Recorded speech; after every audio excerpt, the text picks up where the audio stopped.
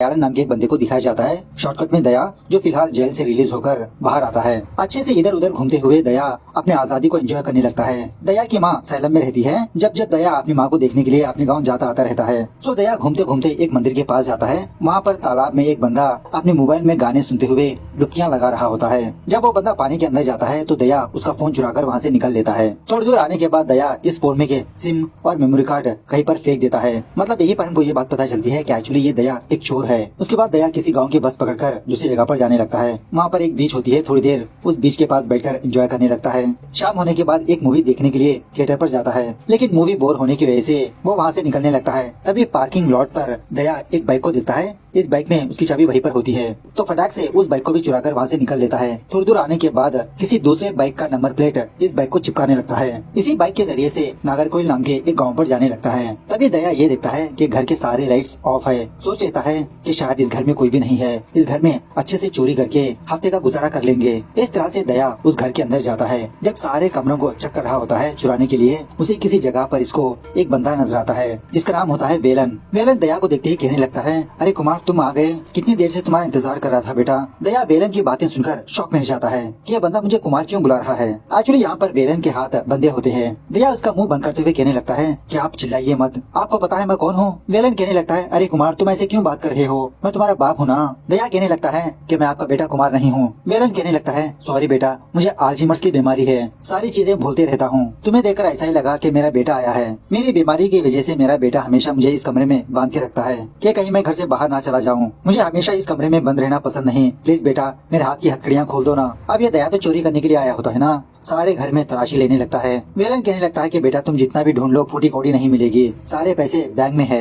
अगर तुम मुझे यहाँ से बाहर ले जाओगे तो मैं तुम्हें 25,000 रूपए दूंगा। दया भी इसकी डील को ओके कहकर पैसे मांगने लगता है। वेलन कहने लगता है कि बेटा मेरे पास कैश नहीं, एटीएम के पास जाकर विथड्रॉ करना होगा। सो दया ठीक है समझकर उसके हाथ की हथकड़ियाँ खोल देता है। वेलन अपनी बैग लेने के बाद ये दोनों एक एटीएम के पास जाते हैं। एक्चुअली यहाँ पर वेलन को एटीएम का पिन नंबर याद नहीं होता, बहुत ही मुश्किल से याद करके पैसे विथड्रॉ करने लगता है। उसी वक्त दया इसके अकाउंट में बहुत बड़े अमाउंट को देखता है। तकरीबन 25 लाख रुपए होते हैं। सोचने लगता है कि इस बुढ़ो के पास इतने सारे पैसे हैं, किसी भी तरह से ये सारे पैसे मुझे हड़पना होगा, मेरी लाइफ तो सेटल हो जाएगी। सो उसके बाद वेलन दया को 25,000 रूपए देकर वहाँ से जाने लगता है। दया पूछने लगता है कि सर यहाँ से आप कहाँ पर जाओगे। वेलन कहने लगता है कि पास ही के गाँव में मेरी बेटी का घर है, मैं वहाँ पर चला जाऊंगा बेटा। ठीक है मैं आपको बस स्टॉप पर ड्रॉप कर दूंगा, मेरी गाड़ी में बैठ जाइए। अब पता नहीं इस रास्ते पर ऑटो कब आएंगे। सो ये दोनों बस स्टॉप के पास जाते हैं। तभी वेलन यही सोचने लगता है कि अगर मैं मेरी बेटी के घर पर जाऊंगा तो मेरा बेटा कुमार वहाँ पर भी पहुँच जाएगा, दोबारा मुझे घर पर लाकर बांध देगा। मैं वहाँ पर नहीं जाऊंगा। तिरुवन्नामलई में मेरा एक फ्रेंड है, मैं मेरे फ्रेंड के पास जाऊंगा, बस बेटा मुझे उसकी बस चढ़ा दो।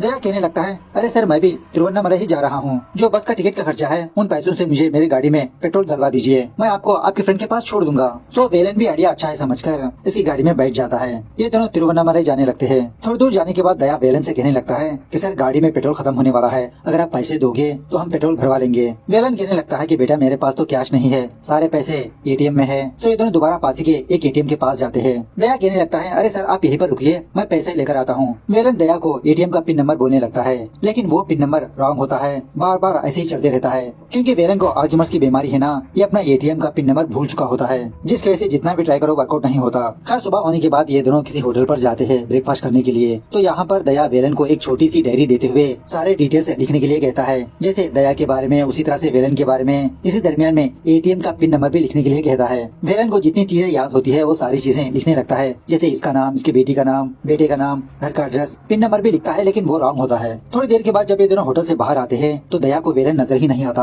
आसपास देखने पर वेलन एक बस चढ़कर जा रहा होता है। दया फटाफट से उस बस में जाकर वेलन से बात करने लगता है, अरे सर आप इस बस में क्यों बैठे, चलिए उतरिए फटाफट से, हमें जाना है ना। वेलन पूछने लगता है कि बेटा कौन हो तुम। दया कहने लगता है, अरे मैं हूँ सर दया। वेलन पूछने लगता है कि कौन दया, मुझे पता नहीं तुम कौन हो। ये देखकर बस में के लोग यही समझने लगते हैं कि दाल में कुछ काला है। दया जबरदस्ती इस वेलन को किडनैप कर रहा है। एक बंदा तो कहने लगता है कि चलो फटाफट से पुलिस स्टेशन ले चलो बस को। दया कहने लगता है, अरे इनकी जेब में एक डायरी है, उस डायरी में मेरे बारे में है। इस तरह से उस डायरी निकालकर दया का नाम, दया का फोन नंबर भी होता है, उस फोन नंबर को फोन करने के लिए कहता है। ऑफ कोर्स दया का फोन रिंग होता है। अब वेलन को भी दया के बारे में याद आता है, जिसकी वजह से ये दोनों दोबारा अपनी जर्नी कंटिन्यू करने लगते हैं। अब हाईवे में काफी गर्मी होने की वजह से वेलन दया से कहने लगता है कि बेटा चलो हम गाँव के रास्ते से चलते हैं। तो उसी तरह से ये दोनों एक शॉर्टकट रास्ते से जाने लगते हैं। रास्ते के दरमियान में दया को एक बकरी वाला नजर आता है। दया जानबूझकर एक बकरी को ठोक देता है। वो बकरी वाला बंदा बहुत हंगामा करने लगता है कि तुमने मेरी बकरी को ठोक दिया, इसका मुआवजा देना पड़ेगा। दया कहने लगता है, अरे अंकल गलती से हो गया ना, आपकी बकरी ही गाड़ी के सामने आ गई, चलो 2000 रूपए दे दूंगा मैं। लेकिन बकरी वाला कहने लगता है, नहीं नहीं 2000 नहीं, मुझे 3000 रूपए चाहिए। अब वेलन भी कहने लगता है कि बेटा झगड़ा मत करो, उनको पैसे दे दो। अब दया के पास तो पैसे नहीं होते, वेलन से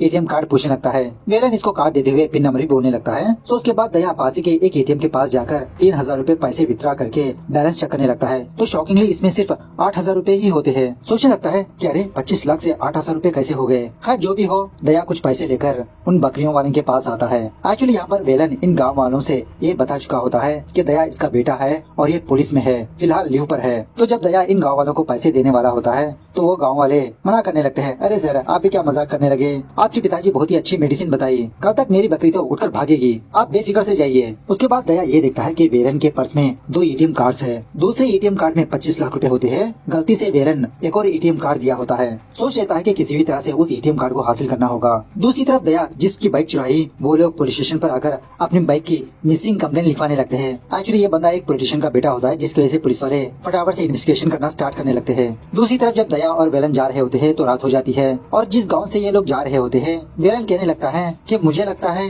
ये गाँव मैं ऑलरेडी जानता हूँ। इस गाँव में मेरा एक फ्रेंड है सुब्रमण्यम, वो इलेक्ट्रिक डिपार्टमेंट में काम करता है, उसकी 3 बेटियां हैं। कि दया तुम पास की दुकान पर जाकर उस सुब्रमण्यम के बारे में पता करो ना, आज रात हम उसी के घर में स्टे करके सुबह निकलेंगे। सो दया एक दुकान पर जाकर सुब्रमण्यम के बारे में पूछने लगता है कि इस गाँव में कोई सुब्रमण्यम नाम का बंदा रहता है जो ईवी में काम करता है, जिसकी 3 बेटियां हैं। दुकान वाला बंदा कहने लगता है कि ऐसे बंदे को तो मैं नहीं जानता, लेकिन इलेक्ट्रिकल डिपार्टमेंट में श्रीनिवासन नाम का एक बंदा काम करता है जिसके 3 बेटियां हैं। दया वेलन के पास जाकर यही बात बताने लगता है। सो वेलन थोड़ा डिसअपॉइंट होने लगता है। उसके बाद ये दोनों उसी गाँव में एक होटल में स्टे करने लगते हैं। रूम में आने के बाद ये दोनों अच्छे से फ्रेशअप वगैरह होकर दारू पीते हुए एक दूसरे के बारे में बातचीत करते रहते हैं। स्पेशली दया अपने बारे में, अपनी माँ के बारे में, ये चोर कैसे बना, कितने दिनों तक जेल में रहा, ये सारी बातें वेलन को सुनाते रहता है। थोड़ी देर के बाद दया साइड में आकर अपने फ्रेंड गणेश को फोन करके वेलन के बारे में बताने लगता है कि किसी घर में मुझे एक बंदा नजर आया, उसका नाम है वेलन, उसके पास एक एटीएम कार्ड है, उसमें 25 लाख रुपए है, लेकिन पिन नंबर भूल गया। गणेशा कहने लगता है तुमने तो बहुत बड़ा हाथ मारा, एक काम करो उस एटीएम कार्ड का फोटो मुझे भेज दो,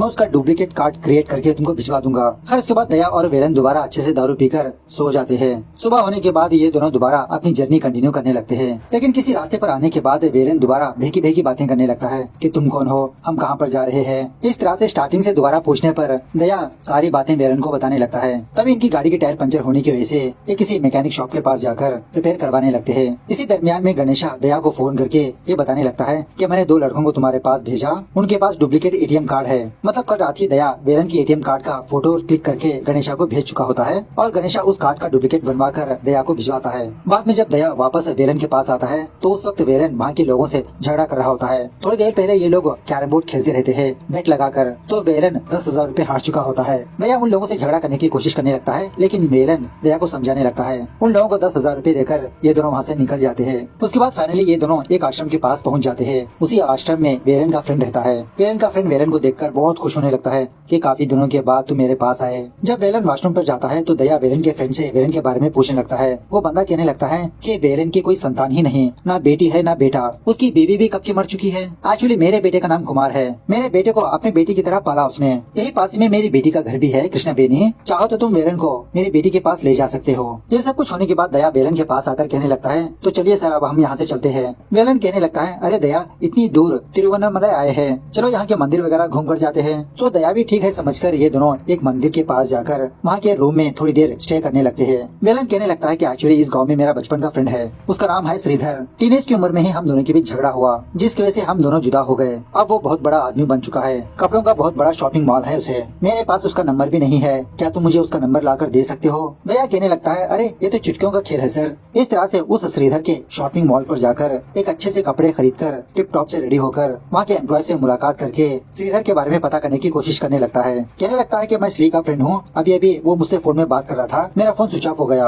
आप प्लीज उनका नंबर डायल करके दीजिए। इस तरह से वो श्रीधर का फोन नंबर हासिल करके वेलन के पास आता है। वेलन बहुत तारीफ करने लगता है, अरे वाह तुम्हारे अंदर तो बहुत बड़ा टैलेंट है, ठीक है मैं उसे बाद में फोन कर लूंगा। दूसरे सीन में फरीदा नाम की एक पुलिस ऑफिसर अपनी टीम के साथ किसी घर के पास आकर मर्डर केस की इन्वेस्टिगेशन करती रहती है। एक्चुअली ये घर वही होता है जहाँ से दया ने वेलन को पिक किया था। फरीदा को एक और बात भी पता चलती है कि 2 दिनों में 2 और मर्डर्स हुए, एक इस घर में, दूसरा एक और गाँव में और तीसरा तिरुवन्नामलाई में। मतलब कल दया ने जिस जिस श्रीधर का फोन हासिल करके वेलन को दिया था, आज उसी की लाश किसी ब्रिज के नीचे पाई जाती है पुलिस वालों को। एक और बात यह है कि विक्टिम का सिम नंबर अभी भी एक्टिव है। फरीदा को पता लग जाता है कि जिसका मतलब क्रिमिनल ट्रैवलिंग में है। दूसरी तरफ दया और वेलन को दिखाया जाता है, ये दोनों दोबारा अपनी जर्नी कंटिन्यू करने लगते हैं। दयालन वेलन से कहने लगता है कि नेक्स्ट गांव में मेरा फ्रेंड का घर है, वहाँ पर फेस्टिवल भी हो रहा है, हम वहाँ पर होकर चलेंगे। सो उसी तरह से रात होने तक ये दोनों गणेशा के गाँव पहुँच जाते हैं। गणेशा दया से मुलाकात करके कहने लगता है कि सही पिन नंबर फाइंड आउट करने के लिए हमको काफी साल लग जाएंगे, अब तुमको ही उस बुढ़ाऊ से सही पिन नंबर फाइंड आउट करना होगा। दूसरी तरफ हम ये देखते हैं कि वो दया कुछ टैबलेट्स का पाउडर बनाकर दारू की ग्लास में डाल देता है। दया और गणेशा को इनवाइट करने लगता है दारू पीने के लिए। सो ये दोनों दारू वगैरह पीते हुए बहुत एंजॉय करने लगते हैं। ऊपर से फेस्टिवल भी चल रहा होता है। जब दया और गणेशा सो जाते हैं तो ये वेलन अच्छे से रेडी होकर शिवा सेल्वम नाम के एक टीचर को फोन करके किसी जगह पर मिलने के लिए बुलाता है। शिवा पूछने लगता है कि आखिरकार कौन हो तुम, मैं तुमसे क्यों मिलूं? वेलन कहने लगता है तुमको मधुमिता तो पता होगी ना। शिवा शॉक में रहकर पूछने लगता है कि कौन हो तुम, उस लड़की के बारे में तुम कैसे जानते हो? वेलन कहने लगता है तुमने उस लड़की के साथ क्या किया मुझे अच्छी तरह से पता है। अगर तुम मुझसे मिलने के लिए नहीं आओगे तो मधुमिता और तुम्हारी वो वीडियो तुम्हारी बीवी को सेंड कर दूंगा। तो शिवा सेल्वम उसी तरह से उस वेलन से मिलने के लिए एक स्कूल के पास जाता है। वेलन बहुत जबरदस्त तरीके से शिवा को मार पीट कर इसको मार ही देता है। एक्चुअली यहाँ पर बात यह है कि ये टीचर शिवा सेल्वम अपने स्टूडेंट मधुमिता को ट्रैप करके उसके साथ आरएपी किया, उसके साथ साथ उसकी वीडियो भी बनाकर इसको ब्लैकमेल करने लगा। जब मन चाहा तब उसका इस्तेमाल करने लगा। मधुमिता की वजह से उसके फ्रेंड्स भी शिवा सेल्वम के जाल में फंस गए और इससे पहले जो 3 डेड बॉडीज मिली उन तीनों ने भी माइनर बच्चों के साथ ऐसी ही हरकत की, उन बच्चों के साथ बिजनेस करने लगे। इसलिए वेलन गांव-गांव पर जाकर उन लोगों को चुन चुन के मारने लगा। उन लोगों को फोन करके वार्न करके किसी जगह पर बुलाकर मारता रहा। दूसरी तरफ पुलिस वाले IMEI नंबर को ट्रैक करने लगते हैं। वेलन का लोकेशन का पता लगने पर जब वो लोग वहाँ पर पहुँचते हैं तब तक वेलन उस शिवा को मार के कब का वहाँ से जा चुका होता है। वेलन किसी जगह पर आकर उस फोन को ही फेंक देता है, मतलब यही साइकिल होता है इसका। हर सुबह होने के बाद वेलन किसी दूसरी जगह पर जख्मी हालत में पड़ा होता है। दया और गणेशा वेलन के पास जाकर पूछने पर वेलन एक छोटी सी झूठी कहानी बताने लगता है कि कोई मेरे पास आकर मुझे मार पीट कर मेरा फोन भी छीन कर ले गया, उसके बाद मुझे कुछ भी याद नहीं। दया वेलन की मरहम पट्टी करके थोड़ी देर रेस्ट करने के लिए कहता है। उसके बाद दया वेलन को लेकर अपने गाँव जाने लगता है, पालक्काड। दया की माँ दया को देखकर इतना खुश नहीं होती, यही पूछने लगती है कि आप कौन सा बड़ा काम करके आए हो। दया की माँ को ऑलरेडी पता होता है कि दया। थोड़ी देर के बाद दया की माँ वेलन के बारे में पूछने पर दया कहने लगता है कि माँ इनका नाम वेलन है और इनको भूलने की बीमारी है, मैं इनको उनके रिलेटिव्स के घर पर ड्रॉप करने के लिए ले जा रहा हूँ। दूसरी तरफ वेलन दीवार पर लटकी हुई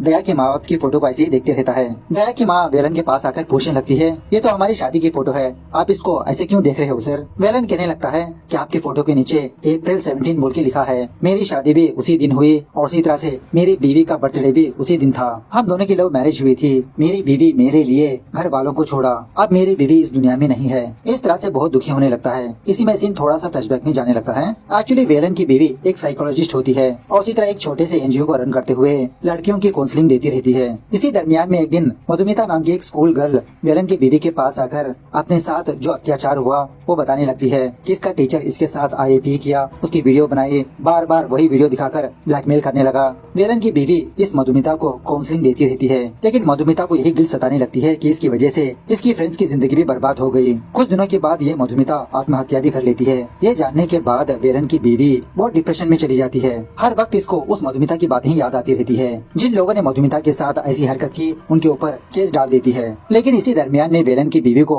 अल्जीमर्स होने लगता है। धीरे धीरे छोटी मोटी चीजें भूलने लगती है। जब कोर्ट में स्टेटमेंट देने की बारी आती है ढंग से आत्मा स्टेटमेंट भी नहीं दे पाती। धीरे धीरे इसकी बीमारी और बढ़ जाती है। इवन ये अपने पति को भी पहचान नहीं पाती। एक दिन वेलन की बीवी अपने सारा स्टेटमेंट एक डायरी में लिखकर वेलन को देने लगती है कि अगर उस मधुमिता को इंसाफ नहीं मिला तो तुम ही उन हैवानों को सजा दो। सारी चीजें मैंने इस डायरी में लिख दिया। दूसरे दिन ही इस वेलन की बीवी आत्महत्या करके मर जाती है। उसके बाद वेलन अपनी बीवी की आखिरी ख्वाहिश पूरा करने के लिए ही उस डायरी में जिन जिन लोगों के नाम होते हैं उन सारे लोगों को मारकर उनके किए की सजा देते रहता है। वेलन अब सिर्फ एक ही बंदे को मारना होता है, जिसका नाम होता है अरुण। ये अरुण छोटे टीनेज बच्चों को किडनैप करके ब्रूथल हाउस रन करते रहता है एज ए ब्रोकर की तरह। हर प्रेजेंट डे पर वेलन दया से कहने लगता है कि इतने दिनों के बाद तुम अपने घर आए हो, दया तुम यहीं पर रुक जाओ, मैं खुद चला जाऊंगा। लेकिन दया नहीं मानता। अरे सर मैं खुद आपको आपके गाँव तक ड्रॉप कर दूंगा, बस इस जर्नी को एंजॉय करेंगे हम। और ये भी कहने लगता है कि आज के बाद से मैं डिसाइड कर लिया कि मैं चोरियां नहीं करूंगा। उसी वक्त दया की माँ दया को फोन करके कहने लगती है कि दया हमारे घर में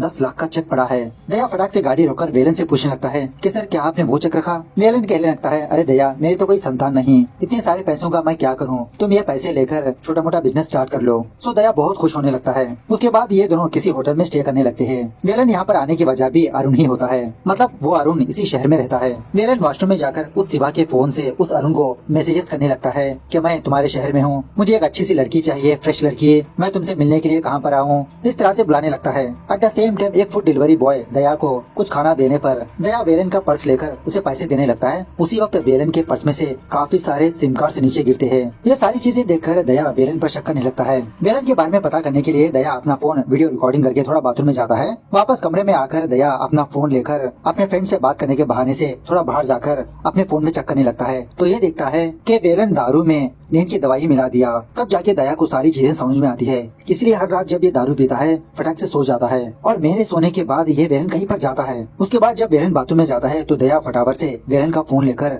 चेक करने लगता है। रिसेंटली इसने अरुण से जो बात की वो सारी बातें सुनने लगता है। इसको एक लड़की चाहिए, लड़की के साथ एंजॉय करना चाहता है। वेलन बाथरूम से बाहर आने पर दया सोने का नाटक करता है। ये देखकर वेलन उस अरुण से मिलने के लिए कहीं पर जाता है। दया भी इसका पीछा करने लगता है और यही सोचने लगता है कि मैंने तो इसको इतना अच्छा आदमी समझा और इतना घटिया बंदा निकला। वेलन काफी देर तक उस अरुण का इंतजार करता है लेकिन वो नहीं आता, जिसकी वजह से वो वापस अपने रूम पर आने लगता है। ये देखकर दया भी फटाफट से अपने कमरे पर आने लगता है। थोड़ी बहुत प्रॉब्लम्स फेस करना पड़ता है इसको, लेकिन इन टाइम में ये अपने कमरे में आकर सो जाता है। वेलन को इस पर शक नहीं होता। सुबह होने के बाद दया अपने फ्रेंड उस गणेशा को बुलाकर इस वेलन के बारे में सारी बातें बताने लगता है कि मैंने तो इस बंदे को अच्छा समझा लेकिन इसको कोई बीमारी नहीं, ये छोटे बच्चियों की जिंदगी के साथ खिलवाड़ करता है, मैं तो छोटी मोटी चोरियां करता हूँ लेकिन ये तो बहुत बड़ा क्रिमिनल है यार। गणेशा कहने लगता है कि इस वेलन को हम मेरे गेस्ट हाउस पर ले चलेंगे, वहीं पर उसकी धुलाई करेंगे। सो दया वेलन के पास आकर यही कहने लगता है कि सर आप गणेशा के साथ उसके गेस्ट हाउस पर चलिए, मैं भी थोड़ा ड्रिंक वगैरह लेकर आता हूँ, आप अपने गाँव चले जाएंगे तो पता नहीं कब हम दोनों की मुलाकात होगी। सो वेलन भी ठीक है समझकर उस गणेशा की गाड़ी में बैठकर उसके गेस्ट हाउस पर जाने लगता है। बार बार पीछे फटकर देखते रहता है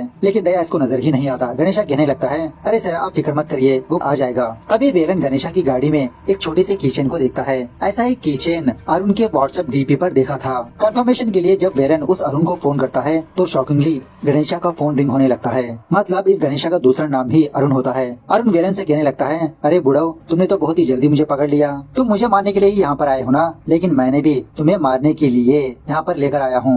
वेलन कहने लगता है कि जब तुम्हारी असलियत के बारे में तुम्हारे फ्रेंड दया को पता चलेगा वो तुम्हारा क्या हाल करेगा तुम्हें पता है। अरुण कहने लगता है कि एक्चुअली मेरे बारे में ढंग से दया को पता ही नहीं मैं क्या करता हूँ, कैसा बिजनेस करता हूँ, वो बस छोटा सा नमूना है, छोटे मोटे चोरियां करके अपनी जिंदगी गुजारता है और वैसे भी वो यही समझ रहा है कि तुम छोटे बच्चों की जिंदगी बर्बाद कर रहे हो, तुम्हारे बारे में थोड़ी गलतफहमी हो गई है। तो उसकी नजरिए में तुम एक हत्यारे हो, बहुत बड़े क्रिमिनल हो। यहाँ पर एक और बात यह है कि कल जब वेलन अरुण से मिलने के लिए गया था अरुण वेलन को देखकर वहाँ से निकल गया। खैर ये अरुण वेलन को बहुत मारने पीटने लगता है, जबरदस्त तरीके से फाइट होने लगती है। फाइनली वेलन के हाथ पैर बांध के रख देता है। थोड़ी देर के बाद दया यहाँ पर आता है। अरुण कहने लगता है कि दया अब इसका क्या करे। दया वेलन के पास आकर इसके हाथ पैर खोल देता है। बात यह है कि जब अरुण ने यहाँ पर गाड़ी रुकाई तो वेलन दया को फोन करके ऑन में रख दिया, जिसकी वजह से अरुण की सारी बातें वो दया सुन लेता है। अब इस अरुण के बारे में सच्चाई पता चलने पर अरुण और दया के बीच जबरदस्त तरीके से फाइट होने लगती है। इसी फाइट के दौरान वो वेलन फाइनली अरुण को मार देता है। थोड़ी देर के बाद यहाँ पर पुलिस वाले आते हैं, दया और वेलन को अरेस्ट करने लगते हैं। अब कोर्ट में जाने के बाद वेलन जज साहब से जो हुआ वो सारी बात बताने लगता है कि वेलन ने उन्हीं लोगों को मारा जिन लोगों ने छोटे बच्चियों के साथ अत्याचार किया। जज कहने लगता है कि हालांकि तुमने गुनहगारों को मारा लेकिन कानून को अपने हाथ में लेना ये सही बात नहीं। इस तरह से इनका केस कुछ और दिनों तक पोस्टपोन करने लगता है। जब ये दोनों कोर्ट से बाहर आते हैं तो वो फरीदा पुलिस वाली दया और वेलन को मिठाई खिलाने लगती है कि आज इसकी बेटी का बर्थडे है और जिन लड़कियों के साथ अत्याचार हुआ उनके माँ बाप भी वेलन के पास आकर थैंक यू बोलने लगते हैं। यहीं पर हमको एक और शॉकिंग बात पता चलती है, एक्चुअली वेलन उस अरुण की हत्या नहीं की। जब उल्टा अरुण वेलन को मारने वाला था दया उस अरुण को मार देता है, लेकिन कोर्ट में जाकर वेलन ने यही कहा कि वह हत्या मैं नहीं किया। उसके बाद जब ये दोनों जेल जा रहे होते हैं दया वेलन से पूछने लगता है कि सर आप स्टार्टिंग में उस घर में क्या कर रहे थे। वेलन कहने लगता है कि एक्चुअली मैं उस घर में उस बंदे को मारने के लिए गया था, लेकिन वो बंदा उल्टा मुझे बहुत मारा पीटा, मेरे हाथों को हथकड़ी पहना दिया, लेकिन बहुत ही मुश्किल से मैं उसको मारकर उसकी लाश को खटिया के नीचे छुपा दिया। उसी वक्त तुम घर के अंदर आए तो मुझे कुछ भी समझ में नहीं आया, मैं भूलने का नाटक किया। इस तरह से ये मूवी यहाँ पर दी एंड होती है। सो मूवी कैसे लगी कमेंट करके बताना जरूर। मिलते हैं अगली वीडियो में, तब तक take care, bye bye, see you soon.